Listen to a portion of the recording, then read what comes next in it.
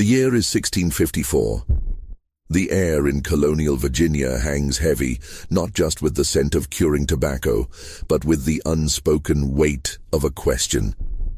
A question whispered in the fields, a dangerous query that would irrevocably alter the lives of three men, stripping them of their freedom, and for one, condemning him to a legal darkness that would stretch across generations. This was no ordinary question. It was a challenge to the very fabric of a nascent society, a direct confrontation with a truth too inconvenient, too scandalous to be acknowledged. Why does the master's youngest son have my brother's eyes, his mouth, his hands? The man who dared to voice this impossible question was an African servant named John Punch. The man who heard it, the plantation overseer, would soon find his own life irrevocably entangled in its sinister implications. Within 48 hours of that fateful whisper, one man would be dead, his secret buried in the unforgiving Virginia soil, and another would be plunged into a legal abyss, becoming the first human being legally condemned to lifelong servitude in English America. What the colonial court buried in 1640 wasn't merely a body, it was the chilling blueprint for an institution that would consume millions, a silent decree that would define a nation for centuries to come. Before we delve deeper into the harrowing story of John Punch, and the question that, in its profound simplicity, changed American history forever, I need you to do something. If you're listening from Virginia, Maryland, or anywhere across the United States, take a moment to leave a comment below, telling us which state you're from. This isn't just a tale, it's a foundational piece of forgotten American history, a shadow from our collective past that deserves to be brought into the light. Hit that subscribe button, because what you're about to hear has been meticulously pieced together from colonial court records, hidden away for almost 400 years. A truth you won't find in any conventional textbook. Now, allow me to transport you back to a world that has long since vanished. A world where the color of your skin had not yet been codified as the ultimate determinant of your destiny, but where one man's desperate search for truth would begin to etch that line, stark and unforgiving, in blood and in law. Virginia, 1638. The colony was a fragile, ambitious endeavor, barely 30 years removed from the desperate struggles of Jamestown's first settlers. It was a land of stark contrasts, breathtaking natural beauty juxtaposed with the brutal realities of survival. A patchwork of struggling tobacco plantations clung precariously to the fertile banks of the James River and the Chesapeake Bay, each a small, isolated outpost of English ambition in a vast, untamed wilderness. Jamestown, the fledgling capital, was less a city and more a collection of rough-hewn wooden structures, dirt roads that turned to mud with every rain, and a constant hum of activity driven by the insatiable demand for tobacco in Europe. Here, English settlers, African servants, and European indentured laborers toiled side by side, their sweat mingling in the rich soil, under a legal system that, for all its nascent complexities, made surprisingly little distinction between them based on their origins. Servitude, for most, was understood as a temporary condition. Contracts were signed, terms were served, and freedom, often accompanied by a small parcel of land and some tools, was granted, regardless of where one had come from, be it the crowded streets of London or the distant shores of West Africa. The air in Virginia during the long, humid summer months was a palpable presence, thick and oppressive, clinging to skin and clothing like a suffocating shroud. The mosquitoes, born from the vast marshes and stagnant waters, rose in relentless clouds at dusk, their high-pitched whine a constant, maddening soundtrack to the lives of those who worked the fields. The tobacco plants, the colony's lifeblood, grew tall and broad-leafed, their verdant expanse stretching towards the shimmering ribbon of the James River, where each autumn merchant ships with their towering masts and billowing sails would arrive, eager to carry the precious harvest back to the bustling markets of England. The soil, though rich and promising, was relentlessly demanding, requiring constant backbreaking attention, clearing, planting, weeding, harvesting, and finally, the delicate process of curing. It was the kind of labor that aged men prematurely, etching lines of exhaustion and hardship onto their faces. John Punch arrived in Virginia sometime around 1630, his journey a harrowing testament to human endurance. He had been brought from the West African coast, a place of vibrant cultures and ancient traditions, on a ship whose name, mercifully perhaps, has been lost to the annals of history. The transatlantic voyage had been a nightmare of 3 months, a blur of darkness, the suffocating stench of unwashed bodies packed too close together, and the relentless, hypnotic roar of the ocean against the hull. He was not a slave upon his arrival. The very word, with its connotations of permanent, inherited bondage, held no legal weight in English Virginia at that time. He was a servant, bound by a contract, albeit one he had not willingly signed, to a planter named Hugh Gwynn. Hugh Gwynn was a man in his early 40s, a second son from a minor gentry family in Wales. He had come to Virginia like so many others, seeking the fortune that had eluded him in the rigid class structure of England. He was a practical man, neither overtly cruel nor particularly kind, driven by the singular, consuming obsession of making his modest plantation profitable. In a colony where tobacco prices fluctuated wildly, where fortunes could be amassed or lost in a single harvest, Gwynn's ambition was both his greatest strength and his most defining characteristic.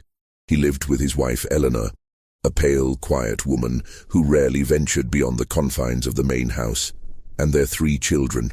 2 daughters had been sent back to England for their education, a common practice among the more affluent planters, and a son, Thomas, who had recently returned from abroad. Punch worked the fields alongside 2 other servants, men who, despite their vastly different origins, shared the common bond of indentured servitude. There was James Gregory, a Scotsman with a distinctive scar across his left cheek, a memento from a childhood accident. Gregory was a talker, a man who filled the silence of their shared cabin with boisterous stories of his homeland, tales of the Scottish Highlands, of clan feuds and ancient loyalties that had ultimately driven him across the vast ocean. He had signed his indenture contract in Glasgow, a desperate measure to escape a blood feud that would have undoubtedly cost him his life had he remained. He was 28, with fiery red hair that had begun to recede at the crown and hands calloused from years of relentless labor. Gregory possessed a quick temper, but also a quicker, infectious laugh, and he had been the first to extend a hand of friendship to Punch when the African arrived at Gwynn's plantation. The other was Victor, a Dutchman whose surname, like so many of the forgotten, was never recorded. Victor was Gregory's antithesis, a silent, brooding man who spoke only when absolutely necessary, keeping his thoughts and emotions carefully guarded. He hailed from Amsterdam, a city of canals and commerce, and had come to Virginia as part of a failed colonization effort by the Dutch West India Company.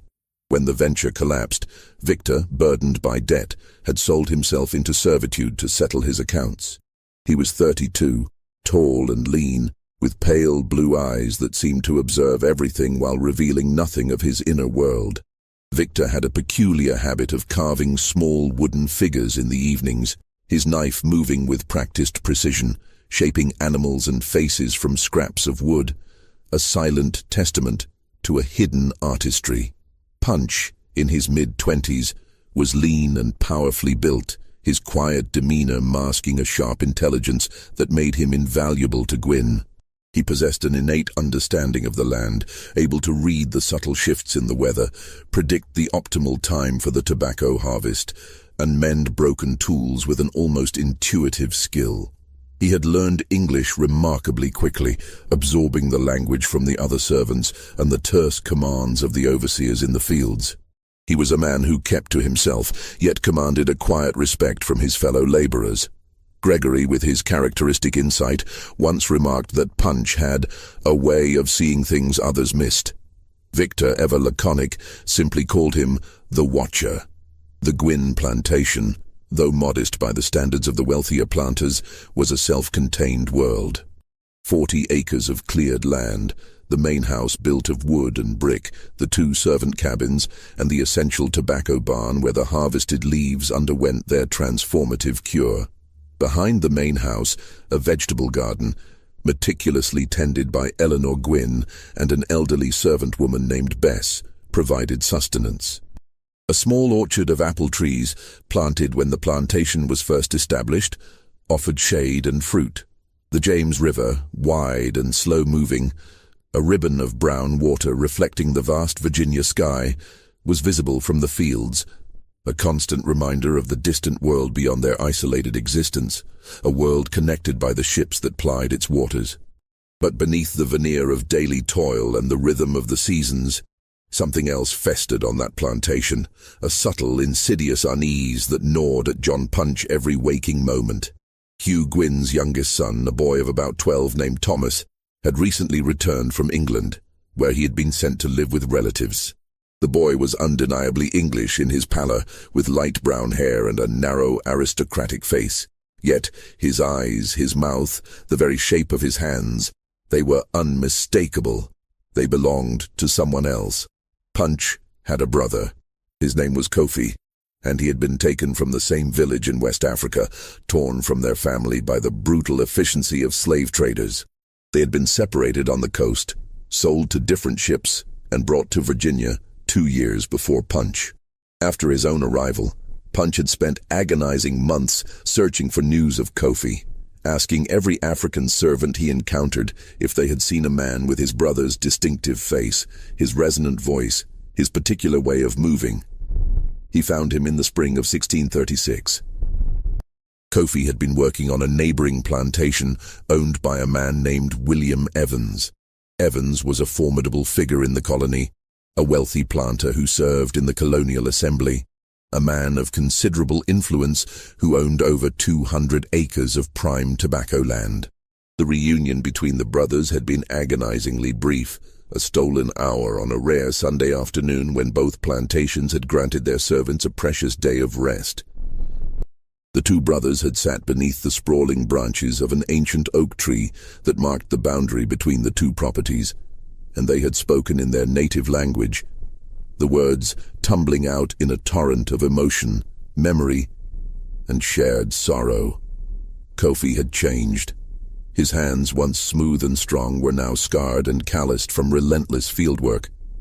His face was gaunt, etched with a weariness that went beyond physical exhaustion. And his eyes, those deep dark pools that Punch knew so well, held a profound sorrow that defied words. He spoke to Punch of the Evans plantation, of the endless labor, of the ever-present overseer, of the grand main house where William Evans lived with his wife Margaret.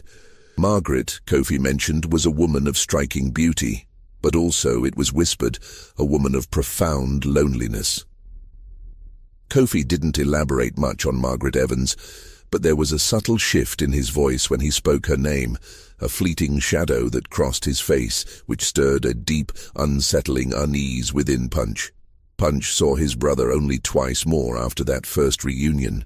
The second time was in the autumn of 1636, another brief, clandestine meeting at the boundary. Kofi seemed more withdrawn, more troubled, his words few and far between. The third and final time was in the spring of 1637. Kofi's hands were even more scarred, his face more gaunt, but his eyes remained the same. Dark, deep, and filled with an unspeakable sorrow. He confessed to Punch that he was afraid, that something was happening on the Evans plantation, something he couldn't quite explain, something that felt dangerous and wrong. And then, as quickly as he had appeared in Punch's life again, he was gone. 3 months later, Kofi was dead.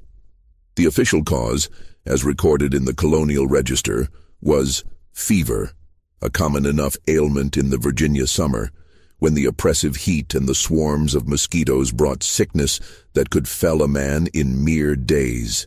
But Punch heard whispers, fragments of hushed conversations among the servants, rumors that circulated like a fever itself. Kofi had been seen near the main house late at night, in the weeks leading up to his death. Margaret Evans, it was said, had been heard weeping inconsolably in the days before Kofi's demise. And then, just like that, Kofi was gone, buried in an unmarked grave at the edge of the Evans plantation, his death reduced to a single chilling line in the colonial records. African servant, deceased. When Thomas Gwynn returned from England in 1638, Punch saw his brother's face in the boy's features with an almost visceral shock. It was impossible, a notion that defied all logic and social order, and yet it was undeniably, terrifyingly true. The precise shape of the eyes, the subtle curve of the mouth, the elegant length of the fingers, they were Kofi's. Punch said nothing at first. He watched. He waited. And the more he watched, the more an undeniable, horrifying certainty began to solidify within him. Thomas Gwynn was a quiet boy, unusually so for his age. He was studious and serious, with a profound love of books that set him apart from the other children in the colony, who were often more concerned with riding and hunting. He had spent 5 formative years in England, living with his mother's relatives in a small, idyllic village in Kent. He had returned to Virginia not just with a trunk full of leather-bound books, but with a head brimming with ideas about the wider world, a world far removed from the raw, untamed wilderness of the colony.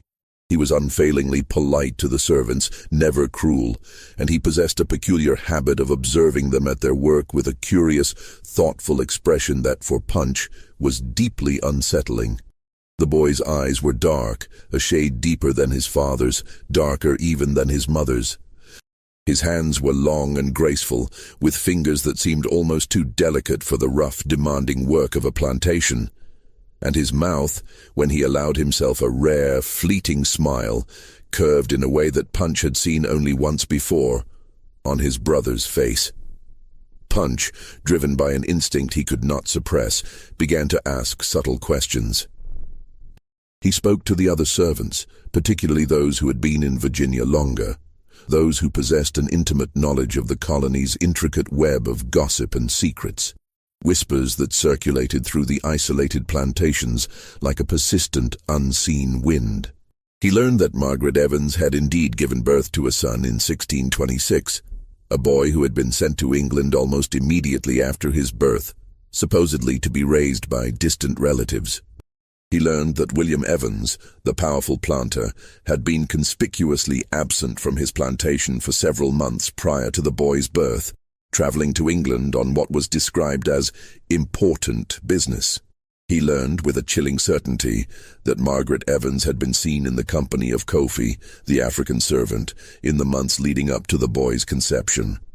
And then, the final, devastating piece of the puzzle. He learned that Kofi had died just 3 months after Thomas Gwynn, the boy with Kofi's eyes, had returned to Virginia. The pieces of the puzzle were now all there, scattered and incomplete. Yet Punch could discern the terrifying shape of the truth.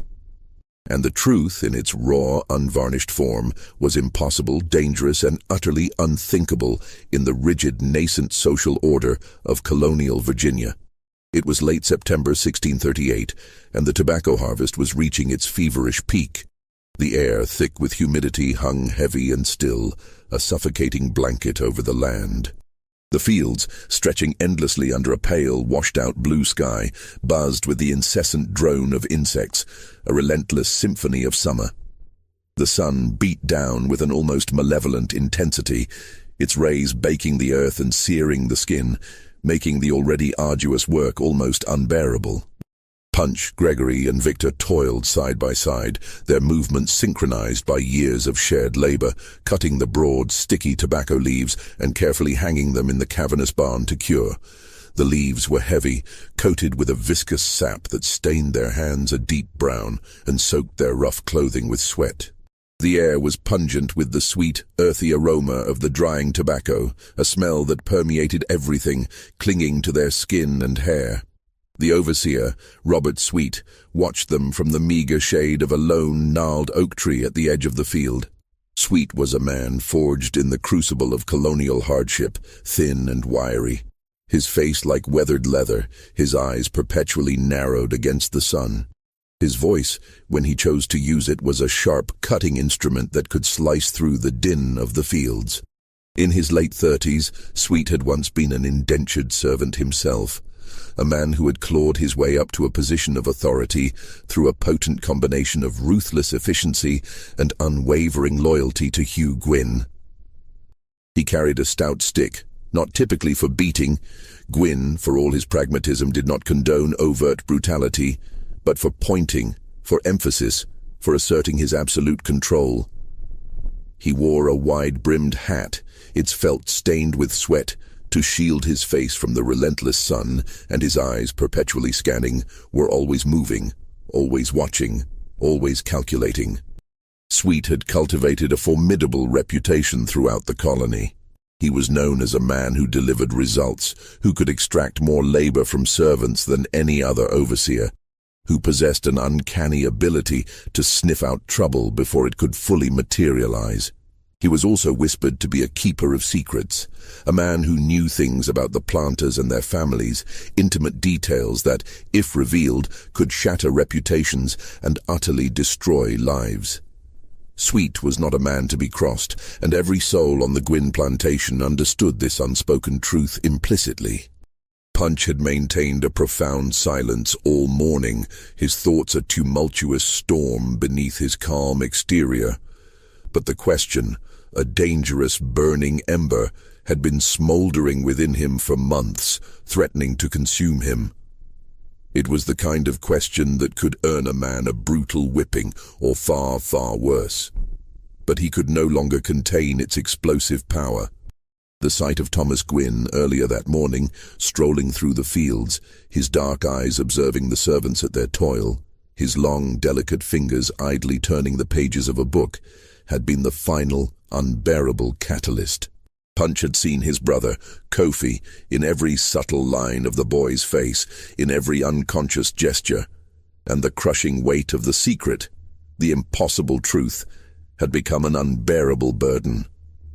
As Sweet, his shadow long and distorted in the late afternoon sun, walked past him, Punch straightened his aching back, wiped the sweat from his brow with the back of his hand, and spoke.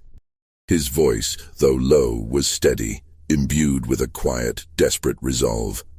"Mr. Sweet," he said, the words cutting through the drone of the insects, "I need to ask you something."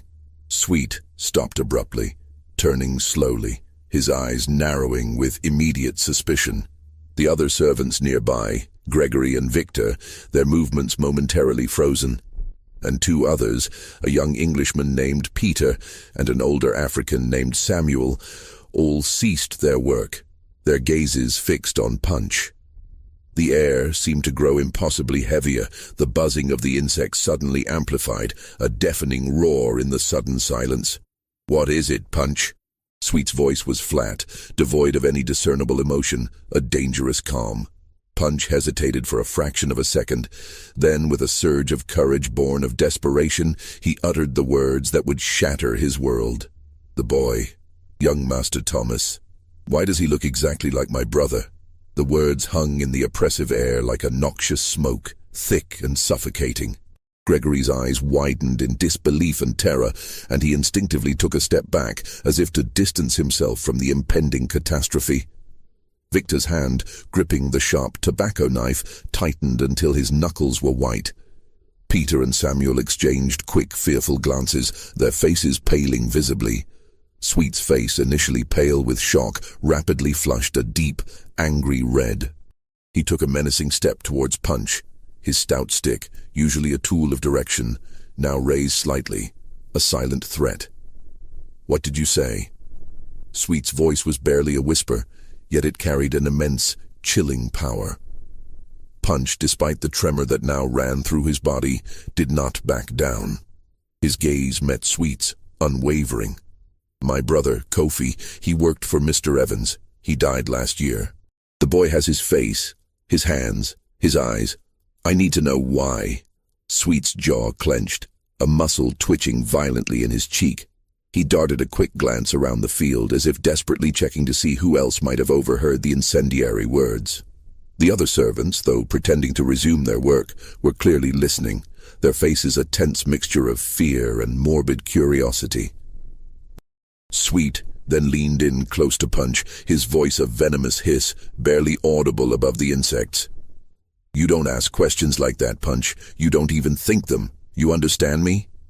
"I just want to know," Punch began, his voice cracking slightly.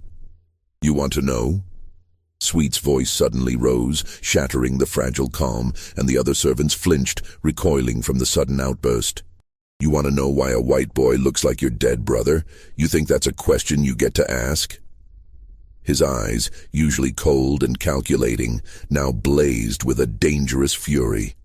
Punch remained silent, his gaze fixed on Sweet, a silent challenge in his eyes. Sweet's hand gripping the stick was visibly shaking. He spun on his heel and strode purposefully towards the main house, his gait quick and angry, leaving a palpable tension in his wake. Gregory, his face etched with fear, immediately grabbed Punch's arm, his grip surprisingly strong. "What have you done?" Gregory whispered, his voice urgent, laced with desperation. "You've just signed your own death warrant, man." Punch, his arm still trembling, pulled free from Gregory's grasp. "I had to know," he murmured, his voice hollow. Victor, ever the pragmatist, shook his head slowly, his pale blue eyes filled with a grim understanding. "Knowing will kill you, Punch." Peter, the young Englishman, his face ashen, spoke up, his voice barely above a whisper. "He's right, Punch. Sweet's going to tell Gwyn, and Gwyn's going to—" He stopped abruptly, unable to articulate the terrifying possibilities that hung in the air. Samuel, the older African, his face a mask of weary resignation, placed a comforting yet heavy hand on Punch's shoulder. "You should run," he said quietly, his voice raspy with age and experience. "Tonight, before they come for you." But Punch, consumed by a strange mixture of defiance and despair, did not run. He returned to his work, mechanically cutting the tobacco leaves and hanging them in the barn, his mind a whirlwind of racing thoughts. He had asked the question, and now there was no turning back, no way to unask it. Whatever terrifying consequences awaited him, he had spoken his truth, however dangerous, and the truth he knew would demand its price. What Punch, in his desperate search for answers, couldn't possibly have known, what he couldn't have even conceived, was that his single audacious question had just ignited a chain of events, a slow-burning fuse that would ultimately rewrite the very laws of an entire continent. Because Robert Sweet, the overseer, did not in fact go directly to Hugh Gwyn that afternoon. He went to someone else. Someone far more powerful, far more dangerous. That night, under the cold, indifferent gaze of a near-full moon, Robert Sweet rode with a desperate urgency to the plantation of William Evans, the man who had once owned Kofi. The journey, a grueling 2 hours along the rough, unpaved dirt road that tenuously connected the isolated plantations along the winding James River, was a blur of pounding hooves and racing thoughts. The moonlight, stark and unforgiving, cast long, distorted shadows over the dense forests and sprawling fields, transforming the familiar landscape into something eerie and alien. The air, cooler now, was filled with the rhythmic chirping of crickets and the distant, mournful howl of a wolf, sounds that only amplified Sweet's gnawing anxiety. He spurred his horse onward, its hooves pounding a frantic rhythm against the packed earth, his mind a tumultuous storm of implications of the catastrophic potential unleashed by Punch's audacious question. William Evans was not merely a planter. He was a titan of the colony, a man of immense wealth and formidable influence, a prominent member of the colonial assembly. His connections stretched far and wide, reaching into the highest echelons of Virginia society. His plantation was one of the largest and most prosperous in the entire colony, boasting over 200 acres of meticulously cultivated tobacco fields, a grand, imposing main house constructed of brick and timber, and a small army of dozens of servants and laborers. Evans, in his mid-50s, was a tall, imposing figure, his graying hair meticulously combed, his face seemingly carved from granite, betraying little emotion. He was renowned for his sharp intellect, his relentless ambition, and a ruthless pragmatism that bordered on cruelty. He was also infamous for his explosive temper and for the swift, unforgiving manner in which he dealt with anyone, man, woman, or servant, who dared to threaten his meticulously constructed reputation or his vast financial interests. Sweet and Evans conversed for 2 tense, agonizing hours, closeted behind the heavy oak doors of Evans's opulent study. The room, usually a sanctuary of quiet contemplation, became a crucible of hushed whispers and rising tension. No one, save for the 2 men themselves, knew the precise words exchanged. But the house servants, moving silently through the grand halls, later reported hearing raised voices, the muffled sounds of furniture being abruptly moved, and, at one particularly jarring moment, the distinct crash of breaking glass. When Sweet finally emerged from the study, his face was a ghastly pale, his hands visibly trembling, a testament to the terrifying nature of the conversation. He mounted his horse in silence, his eyes wide and haunted, and rode back to the Gwyn plantation without uttering a single word, leaving behind a palpable sense of dread. The very next morning, as the first tentative rays of dawn painted the eastern sky, Hugh Gwyn received an unexpected and ominous visit. William Evans arrived not alone, but accompanied by 2 other powerful planters. Thomas Warren, a formidable neighbor whose sprawling plantation lay to the north, and Richard Bennett, a stern, influential member of the Colonial Council. The 3 men, their faces grim and unyielding, dismounted their horses, tying them to the fence outside Gwyn's main house, their presence casting a long, unsettling shadow over the tranquil morning. They spoke with Gwyn on the porch for over an hour, their voices low and urgent, punctuated by tense silences. Eleanor Gwyn, her face pale and etched with anxiety, watched the clandestine meeting from the discreet vantage point of an upstairs window, her heart pounding with a nameless dread. Thomas Gwyn, the innocent boy whose striking resemblance to Kofi had ignited this entire crisis, was conspicuously absent, kept safely out of sight. When the hushed, intense meeting finally concluded, Gwyn's face was ashen, his usual composure shattered. He immediately summoned Sweet to the porch, and the 2 men conversed in low, urgent tones, their heads close together, their words indistinguishable. Then, with a chilling finality, Gwyn called for Punch, Gregory, and Victor. The 3 servants were summoned to the main house that afternoon, the sun beating down mercilessly on their heads as they stood in the dusty yard. Gwyn stood on the porch, his arms crossed tightly over his chest, his expression utterly unreadable, a mask of cold indifference. Sweet stood beside him, his eyes usually so calculating, now cold and devoid of any warmth. "You 3 are leaving," Gwyn announced, his voice flat, devoid of emotion. "You're being transferred to a plantation in Maryland. You'll work there until your contracts are complete." Gregory, his brow furrowed in confusion and growing anger, stepped forward slightly. "Maryland? That's weeks away, Master Gwyn. Why?" "Because I said so," Gwyn snapped, his voice suddenly sharp, cutting off any further protest. "You leave tomorrow morning." Victor, ever the calm, measured one, spoke up, his voice steady despite the obvious tension. "What about our contracts, Master Gwyn? We signed to work here, not in Maryland. Our terms are for this plantation." "Your contracts can be transferred," Gwyn stated, his tone dismissive. "It's perfectly legal. You'll work for a planter named John Dandy. He's expecting you." The name John Dandy hung in the air, a chilling pronouncement of their impending doom. Punch felt a cold, creeping dread spread through him, a chill that went deeper than the oppressive heat of the afternoon. This was no mere transfer. This was exile. A calculated, deliberate banishment, and he knew, with a sickening certainty, that it was all because of his question, his dangerous, truth-seeking question.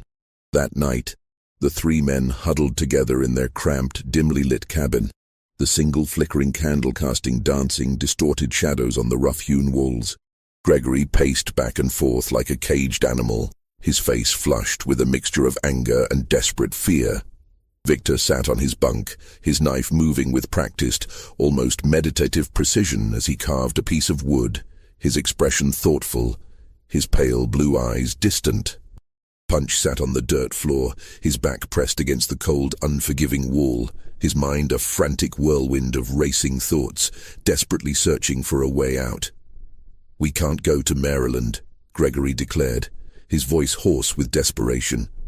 "We'll never come back. They're sending us away to shut us up, to bury whatever Punch knows." "They're sending Punch away," Victor corrected, his voice low and grim. "We're just collateral, Gregory. Unfortunate witnesses." Gregory stopped his frantic pacing and turned to Punch, his eyes wide with a desperate plea for understanding. "What did you see, Punch? What made you ask that question? What is so terrible that they would send us all away?" Punch, his voice barely a whisper, recounted the impossible truth. He told them about Kofi, his beloved brother, and the undeniable haunting resemblance between Kofi and young Thomas Gwynn. He spoke of the whispers he had painstakingly gathered, the fragments of gossip that had coalesced into a terrifying narrative. He told them about Margaret Evans, the beautiful, lonely wife of the powerful planter, and the hushed rumors of her forbidden relationship with Kofi. He spoke of Kofi's sudden, suspicious death, officially attributed to fever, but whispered to be something far more sinister. And then, with a chilling clarity, he laid bare the truth he had painstakingly pieced together, that Thomas Gwynn was not Hugh Gwynn's son, but Kofi's, a secret born of a forbidden union, a secret that threatened to unravel the very foundations of colonial society. Gregory stared at him, his mouth agape, his face a mask of utter disbelief and dawning horror. Victor, his carving knife momentarily forgotten, looked up, his pale blue eyes wide with shock.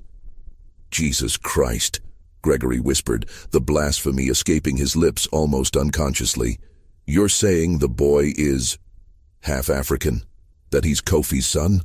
"I'm saying the boy is my brother's son," Punch affirmed quietly, his voice heavy with the weight of the truth. Victor slowly shook his head, his gaze distant.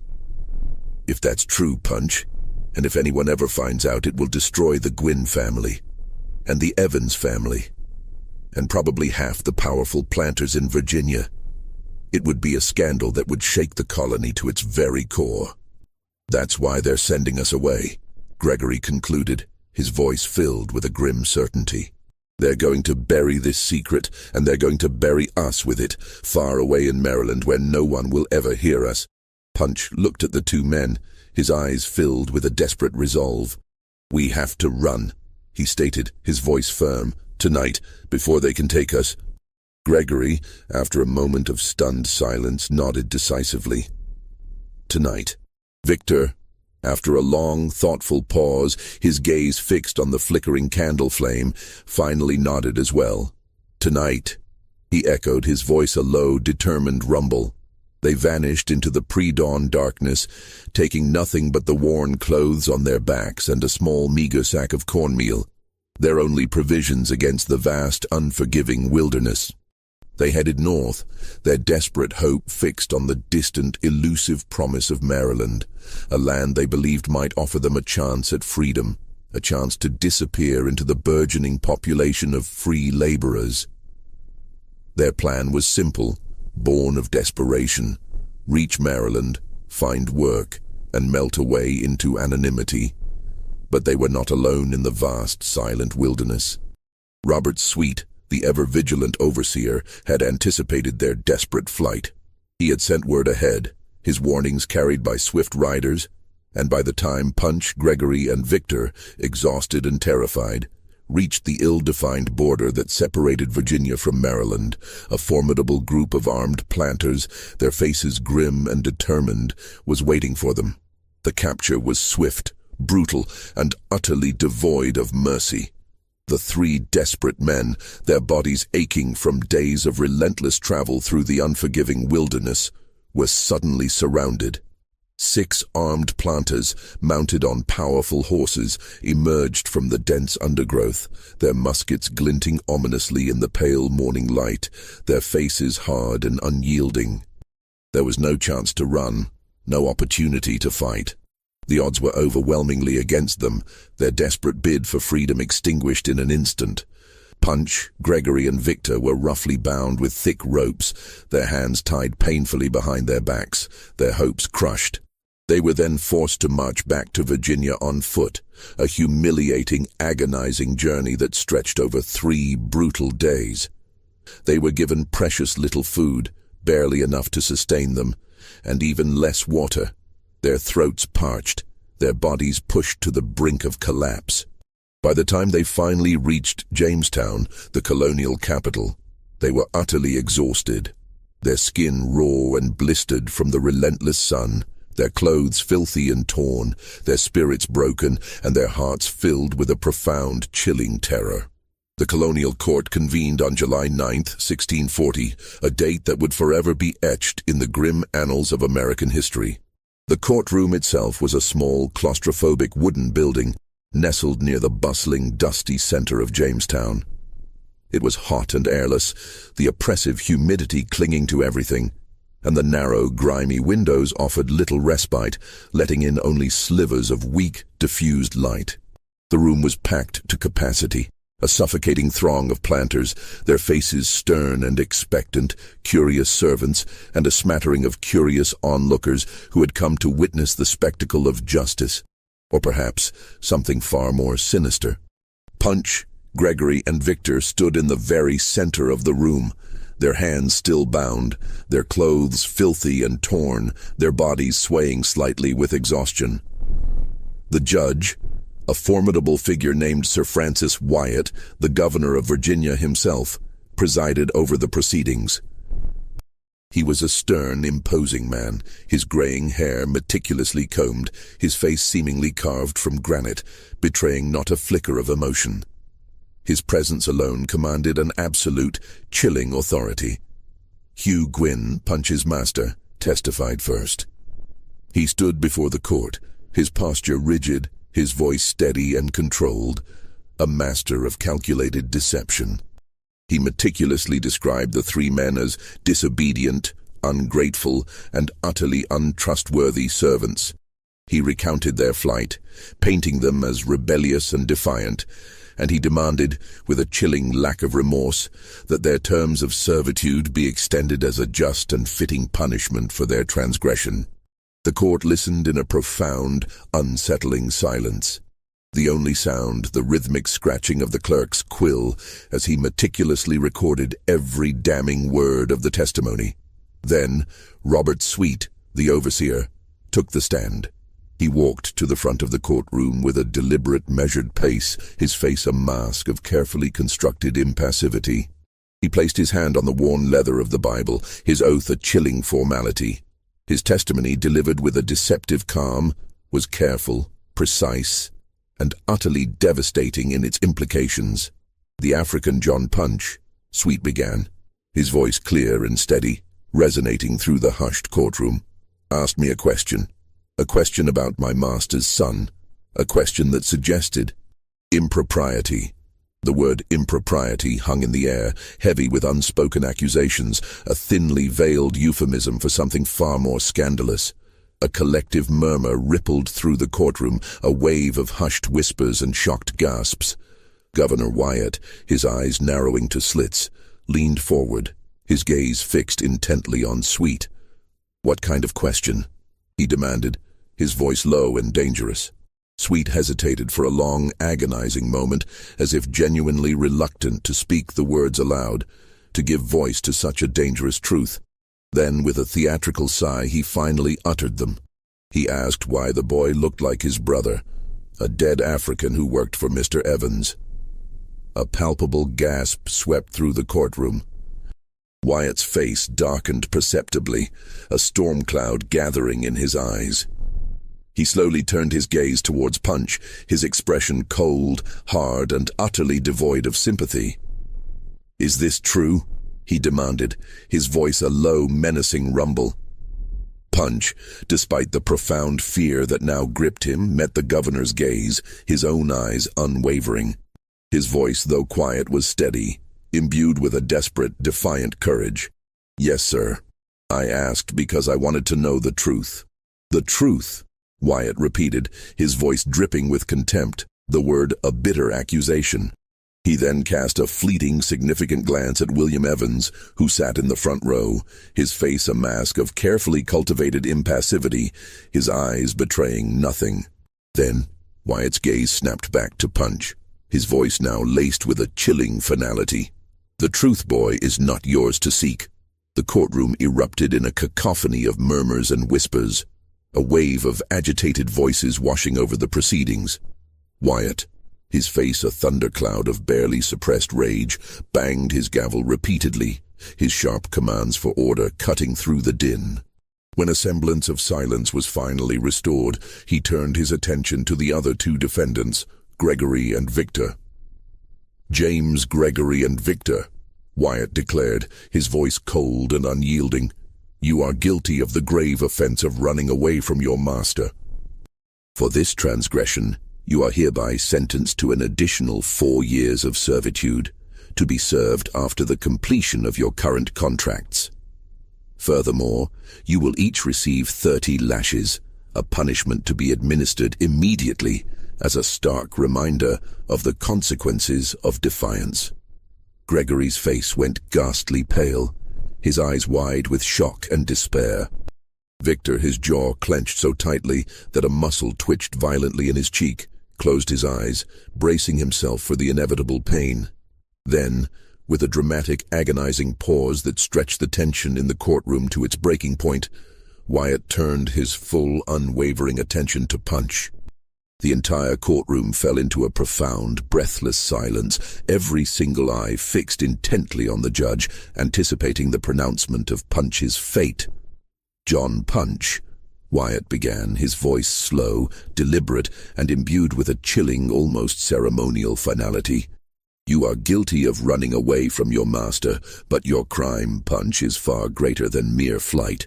You have dared to question the honor of your betters. You have suggested impropriety where, by the very order of our society, none can exist. You have, by your audacious inquiry, threatened the very social order of this colony, a delicate balance we strive to maintain.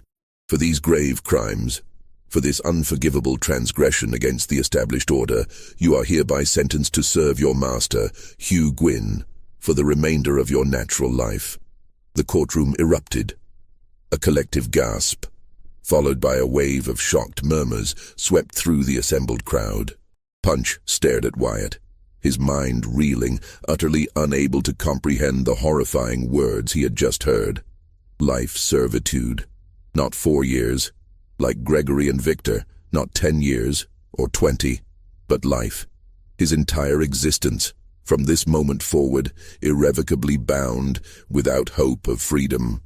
Gregory and Victor were roughly led away, their faces pale with shock and despair, their fate sealed. Punch remained standing in the center of the courtroom, his hands still bound, his mind a chaotic maelstrom of disbelief and crushing despair. He had asked a question, a simple, desperate question, and the answer, delivered with such cold, legalistic precision, had cost him everything.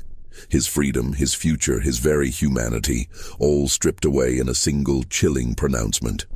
But the story, in its grim unfolding, did not end there. For what transpired in that stifling Jamestown courtroom, the chilling sentence handed down to John Punch was not merely a punishment for a perceived transgression, it was a precedent, a legal cornerstone laid in the blood and despair of one man that would forever alter the course of a nascent nation. And the question he dared to ask, the question that had, in its profound simplicity, hanged the overseer's conscience and buried a scandalous truth, would echo through the centuries. A silent, haunting testament to the insidious power of injustice. Punch was returned to Hugh Gwyn's plantation, but he was no longer the same man. The brutal whipping he received, 30 lashes, administered with a cruel efficiency, the same number as Gregory and Victor, left raw, angry welts on his back, scars that would never fully heal, a constant searing reminder of his punishment. But the deeper scars were invisible, etched not on his flesh, but into the very fabric of his mind and soul. They were carved by the crushing weight of the knowledge that he would never again know freedom, that his life, from this moment forward, was irrevocably bound to the will of another. The hope that had sustained him through the horrors of the Middle Passage, through the relentless toil of the tobacco fields, had been extinguished, replaced by a profound, chilling despair.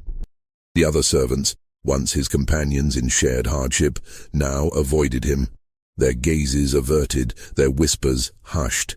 They feared him, not for any malice he possessed, but for the terrifying precedent his fate represented.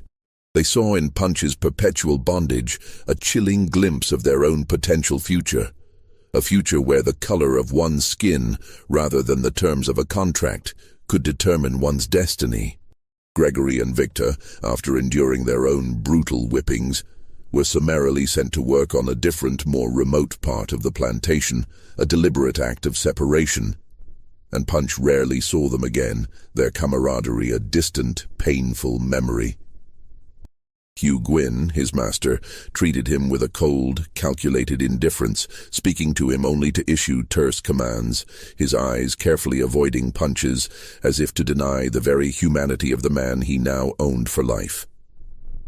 And Robert Sweet, the overseer, watched him with an almost predatory intensity, his gaze constant, ever vigilant, as if perpetually expecting Punch to attempt another desperate flight, as if waiting for any pretext, any slight misstep to inflict further punishment. But Punch, in his profound despair, did not run. He worked, he obeyed, and he watched. He watched the seasons turn, the tobacco plants grow and wither, the river flow endlessly towards the sea, and he watched Thomas Gwyn.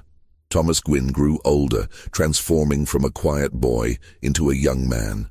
By 1645 he was 19, tall and strong, his frame filling out, his movements acquiring a confident grace. He possessed his mother's pale, refined skin and his father's ambitious, determined jawline.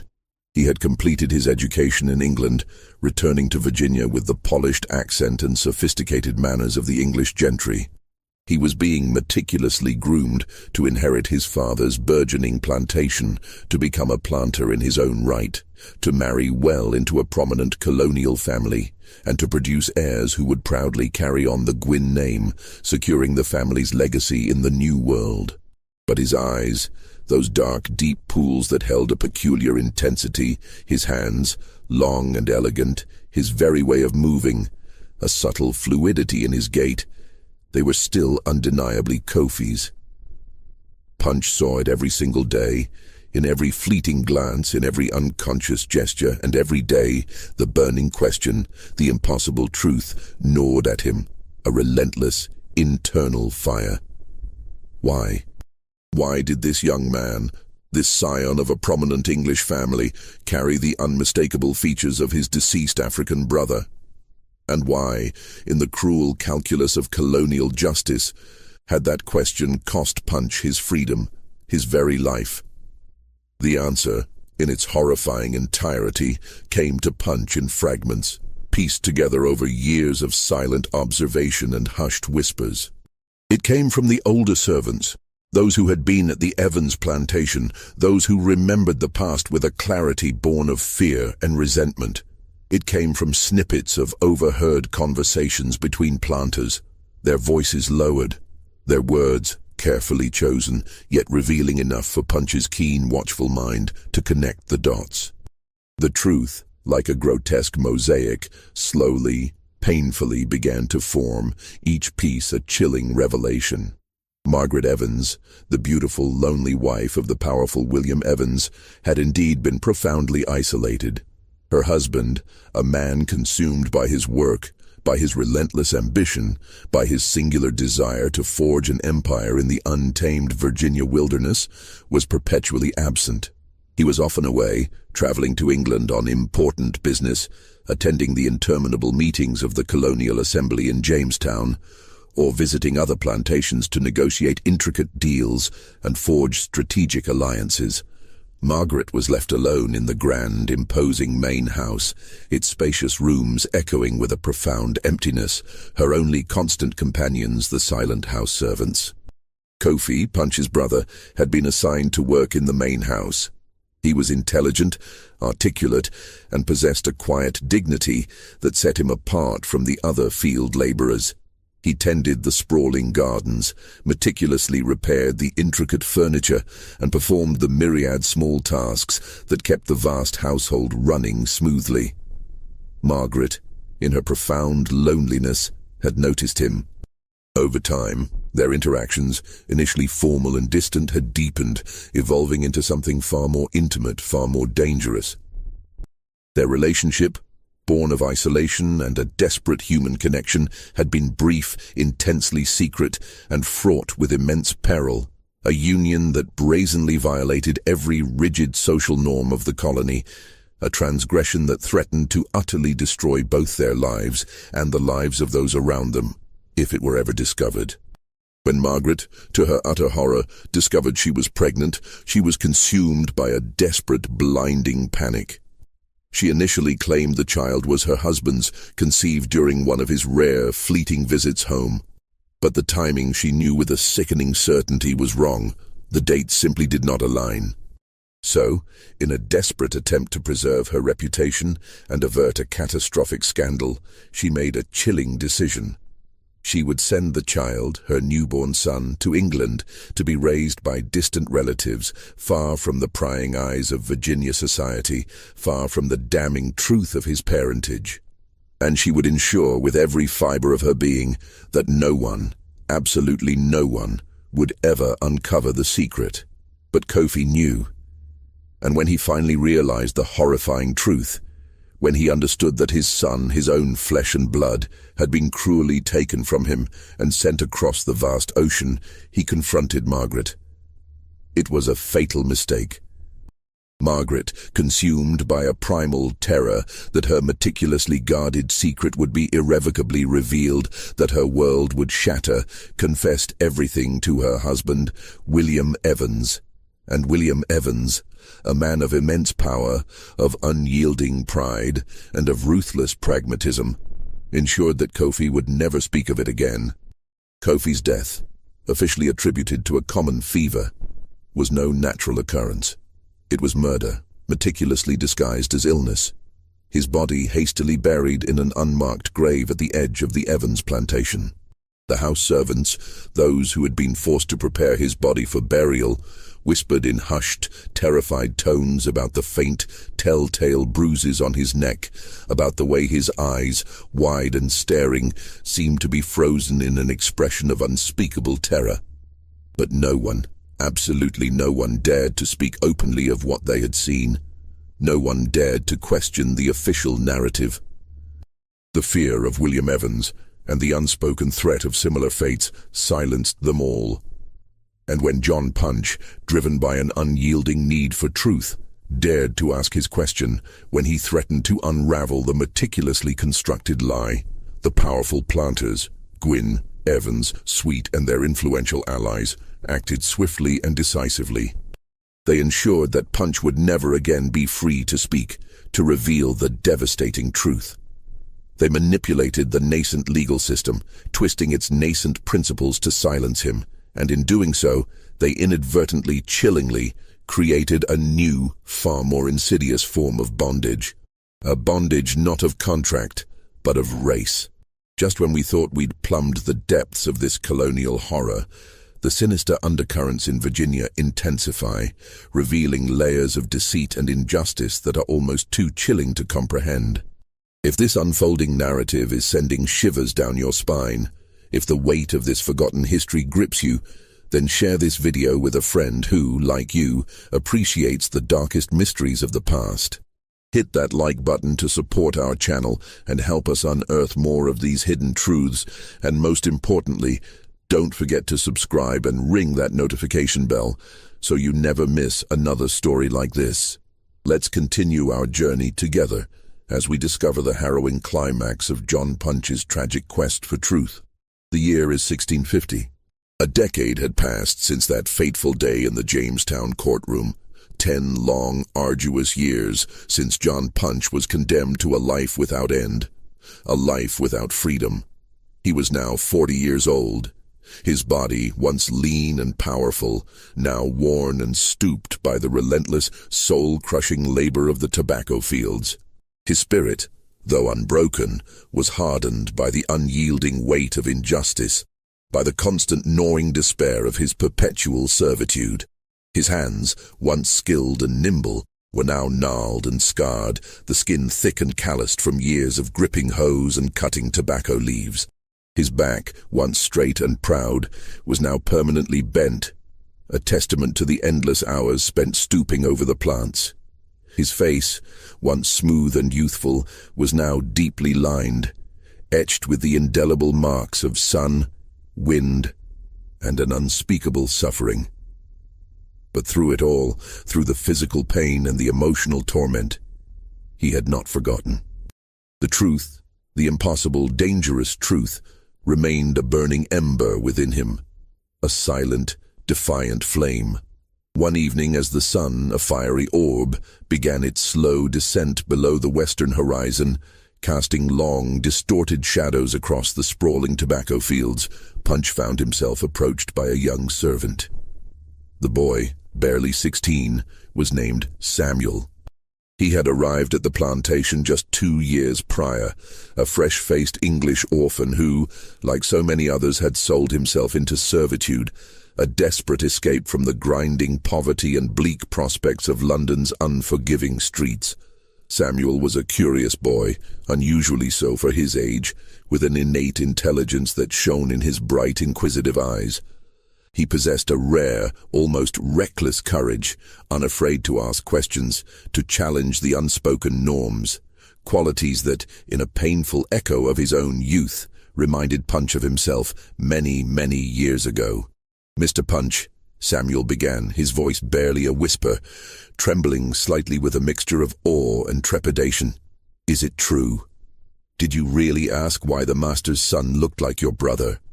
Punch, his gaze fixed on the distant horizon where the sun was now a mere sliver of orange, turned slowly to face the boy. He looked at Samuel for a long, silent moment, his eyes, deep and ancient, searching the boy's earnest face. Then, with a slow, deliberate nod, he confirmed the impossible. "I did." Samuel's young face was a mask of disbelief. "And they made you a slave for life because of it? Just for asking a question?" "Yes," Punch affirmed, his voice flat, devoid of any emotion, a testament to the years of suppressed pain. Samuel's eyes, wide and innocent, filled with unshed tears, reflecting the fiery hues of the setting sun.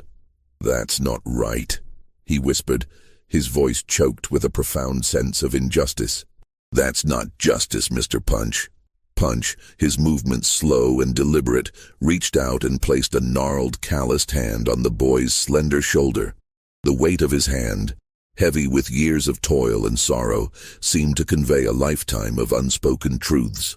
"No," he said quietly, his voice raspy with age and resignation. "It's not.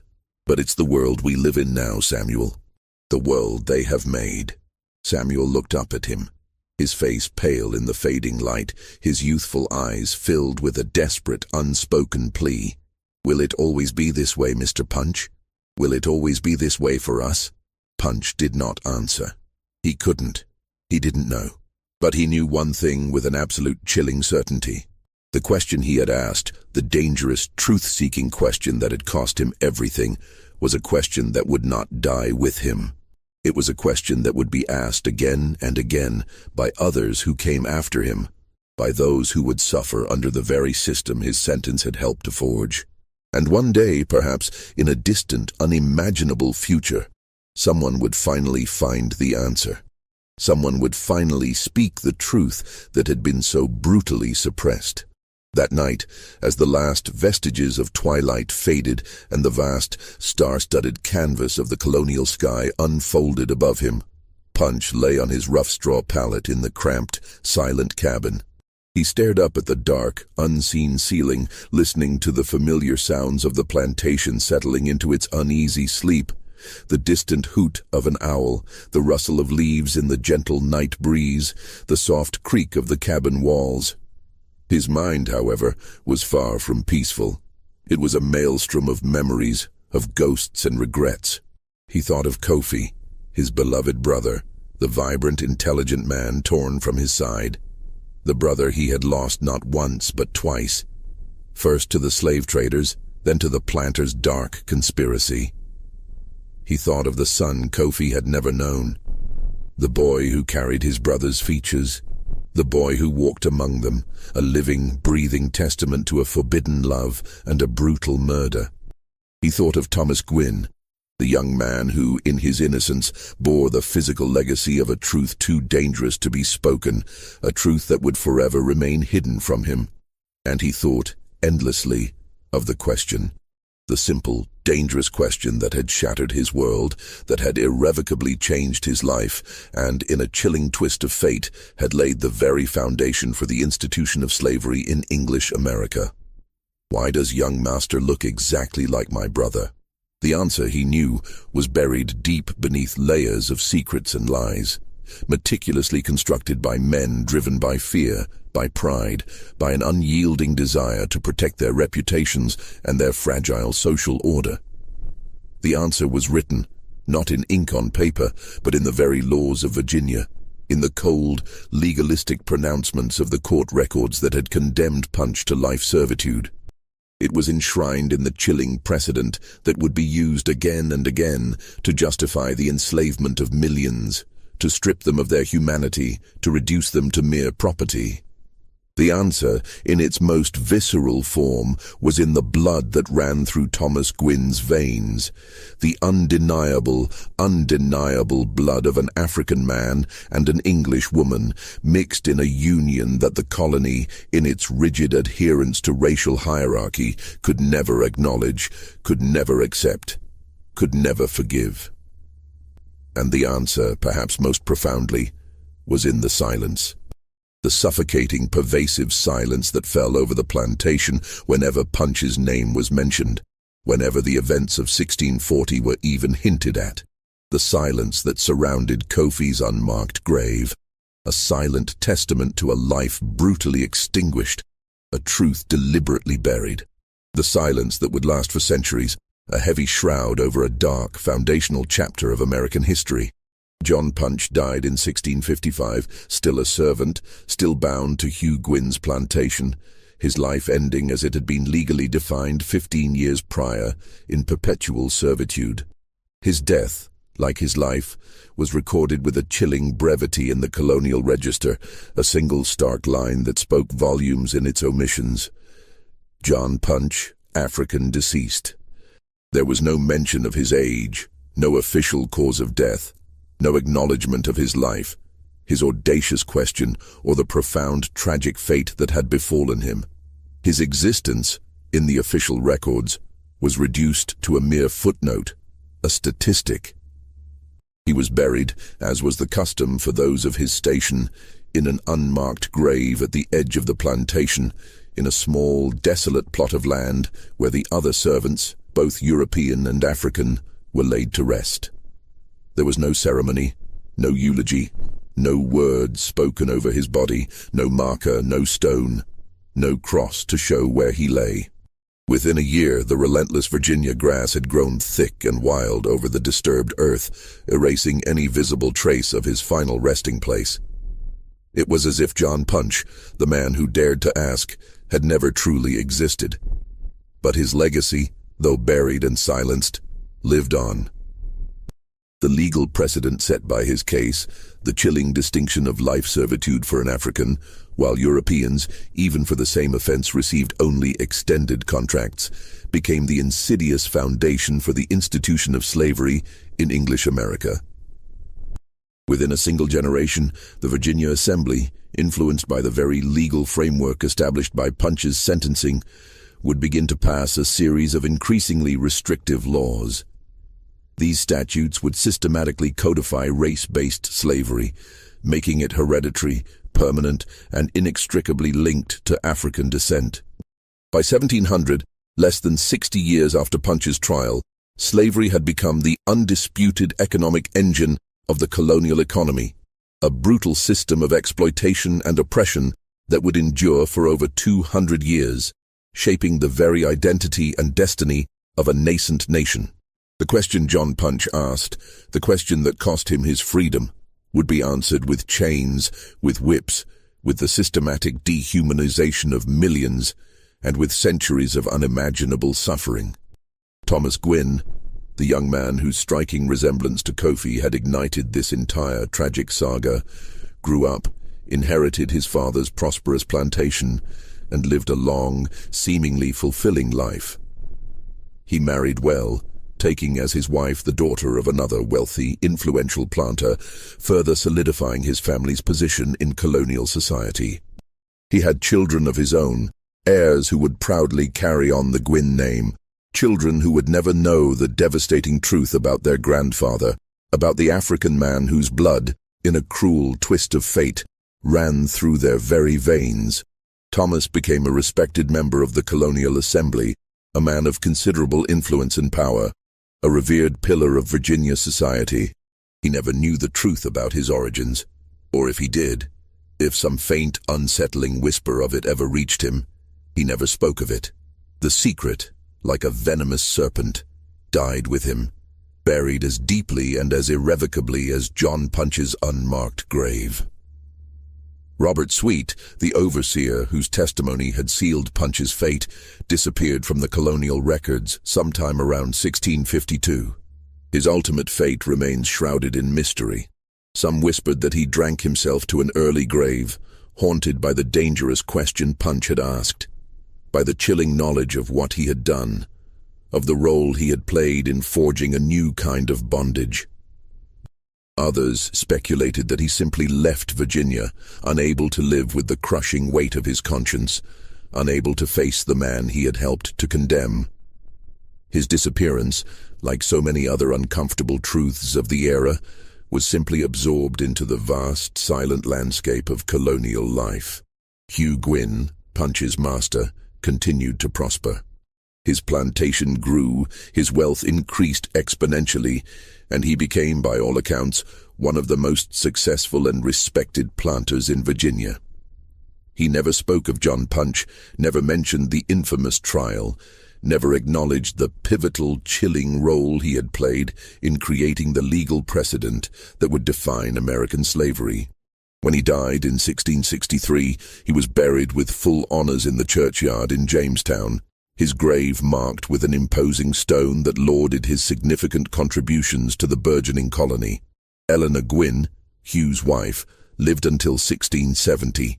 She spent her final years largely confined to the grand main house, rarely venturing outside, her health slowly declining, perhaps under the immense unspoken weight of the secrets she carried. She never spoke of Margaret Evans, never mentioned Kofi, never acknowledged the devastating truth that as a woman living within the confines of that house, she must have known, or at least suspected. When she finally passed, she was buried beside her husband, and the secrets, like the dust of ages, died with her. William Evans, the powerful planter who had owned Kofi, continued to serve in the Colonial Assembly until his death in 1659. He remained a formidable, influential figure, a man who actively shaped the laws and policies of Virginia, a man whose word carried immense weight. He never spoke of Kofi, never mentioned the African servant who had worked in his house, never acknowledged the forbidden relationship between his wife and the man he had murdered. His reputation remained meticulously intact, his legacy as a respected, powerful planter utterly secure. And the question itself, why does young master look exactly like my brother, was buried deep within the colonial archives, a forgotten whisper in dusty court records, lost to the collective memory for centuries. It remained there, a silent, haunting testament to a truth too dangerous to be spoken, until diligent historians, poring over faded documents, painstakingly uncovered the court records and meticulously pieced together the harrowing story of the man who dared to ask it. In 1640, the Virginia court, in its chilling wisdom, sentenced John Punch to life servitude, thereby creating the first legal precedent for race-based slavery in English America. Within 2 decades, the Virginia Assembly, building upon this insidious foundation, would pass a series of laws that systematically codified slavery, making it hereditary and permanent for all people of African descent. By the turn of the 18th century, slavery had become the undisputed bedrock of the colonial economy, a brutal system of exploitation and oppression that would endure for over 200 years, leaving an indelible, painful scar on the soul of a nation. The question John Punch asked, in his desperate search for truth, was never answered in his lifetime, but it echoed, a silent, persistent lament through the centuries. It was asked again and again by the millions of people who were enslaved, who were denied their fundamental freedom, who were treated as mere property rather than as human beings. It was asked by the courageous abolitionists who fought tirelessly to dismantle the monstrous institution of slavery, by the soldiers who shed their blood in the brutal crucible of the Civil War, by the civil rights activists who marched and struggled for equality. And in a profound sense, it is still being asked today. It is asked by historians who meticulously uncover the forgotten stories of people like John Punch, by descendants who bravely search for the truth about their ancestors, by a nation that is still grappling with the complex, painful legacy of slavery and the enduring question of what it truly means to be free. John Punch's story is not merely a historical anecdote. It is a powerful, haunting reminder that history is not solely about the powerful and the famous, but profoundly about the ordinary people whose lives were irrevocably shaped by the decisions of others, whose voices were brutally silenced, whose stories were deliberately buried. It is a chilling testament to the fact that the past is never truly past, that the questions we ask today are, in essence, the same fundamental questions that were asked centuries ago, and that the relentless search for truth and justice is a journey that, for humanity, never truly ends. This chilling mystery, unearthed from the dusty archives of colonial Virginia, reveals how a single audacious question can, in its profound simplicity, irrevocably alter the course of history. It shows us that the desperate search for truth can come at an unimaginable cost, and that the insidious legacy of injustice can, and often does, endure for centuries. What do you think of this story? Do you believe justice was ever truly served for John Punch? Do you think the devastating truth about Thomas Gwynn's origins should have been revealed, regardless of the consequences? Share your thoughts, your insights, your feelings in the comment section below. If this immersive tale has captivated you, if the shadows of this dark history have gripped your imagination, then subscribe to our channel, hit that notification bell, and share this video with someone who, like you, loves to delve into the most profound and unsettling historical mysteries. We'll see you in the next video, as we continue to unearth the forgotten narratives that shape our world.